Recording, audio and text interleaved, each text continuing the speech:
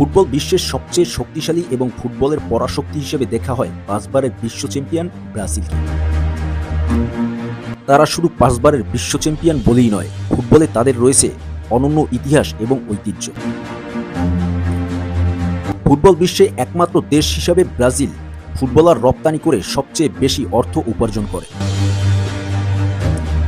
বিশ্বের সবচেয়ে বড় বড় লিগগুলোতে ব্রাজিলের ফুটবলাররাই সবচেয়ে বেশি রাজত্ব করে থাকে। এছাড়াও বিশ্বের আনাচে কানাচে ব্রাজিলিয়ান ফুটবলাররাই সবচেয়ে ক্লাব ফুটবল বেশি মাতিয়ে থাকেন। ব্রাজিলের জন্ম নিয়েও অন্যান্য দেশের হয়ে খেলার কীর্তি আছে এই দেশটির ফুটবলারদের।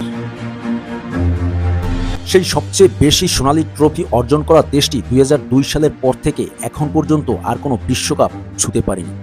একের পর এক তাদের দুর্দান্ত ফুটবলার আসলেও সেই সোনালী ট্রফি এখন পর্যন্ত তাদের ছুঁয়ে দেখা হয়নি। এসেছেন কাকা, রবিনহো, নেইমার, অস্কার, ফিলিপ কোটিনহোদের মতো বড় বড় ফুটবলাররা, কিন্তু সেই লক্ষ্য অর্জন করতে পারেনি এখন পর্যন্ত কোনো ফুটবলার। তাই সবাই এখন ভাবছেন এত বড় বড় ফুটবলার থাকতেও ব্রাজিল কেন তাদের আগের ছন্দে ফিরে যেতে পারছে না।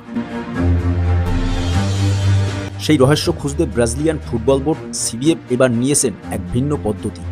কারণ তারা ধরে নিয়েছে মডার্ন ফুটবলের সঙ্গে আধিপত্য দেখাতে হলে ব্রাজিলের এখন ইউরোপিয়ান কোনো কোচ দরকার। সেখান থেকেই ইতালিয়ান মাস্টারমাইন্ড কার্লো আনচেলোতিকে নিয়োগ দিয়েছে সিবিএফ।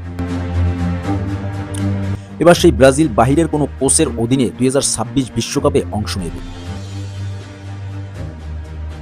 কার্লো আনচেলোতি ব্রাজিলের দায়িত্ব পাওয়ার পর তার অধীনে ব্রাজিল এখন পর্যন্ত মোট ম্যাচ খেলেছে 6টি, যেখানে তারা 3টিতে জিতেছে, 2টিতে হেরেছে এবং 1টি ম্যাচ ড্র করেছে। সামনে বিশ্বকাপের জন্য ইতালিয়ান এই মাস্টারমাইন্ড দল গোছাতে ইতিমধ্যেই কিছু খেলোয়াড়দেরকে তিনি নির্ধারণ করেছে 2026 বিশ্বকাপের জন্য, যেখানে এ পর্যন্ত ESPN এর তথ্য অনুযায়ী 18 জন ফুটবলারের নাম এসেছে, যেখানে তিনি গোলরক্ষক হিসেবে রেখেছেন 2 জন ফুটবলারকে, এলিসন বেকার ও বেন্টো। ডিফেন্ডার হিসেবে রয়েছেন Marquinhos, Eder Militao, Gabriel Magalhaes, Alexsandro Ribeiro ও অ্যালেক্স সান্ড্রো। মিডফিল্ডারে রয়েছেন Casemiro, Andre Santos, Bruno Guimaraes, Lucas Paqueta. ফরওয়ার্ডে যাদের নাম দেখা যাচ্ছে তাদের মধ্যে রয়েছেন Vinicius Junior, Rodrigo, Raphinha, Luiz Henrique, Gabriel Martinelli, Estevao Willian ও ম্যাথিউস কুনহা। বাকি 8টি স্থানে এখনও রিজার্ভ বিকল্প চূড়ান্ত করতে আনচেলোতি নানাভাবে দল পরীক্ষা নিরীক্ষা করছে।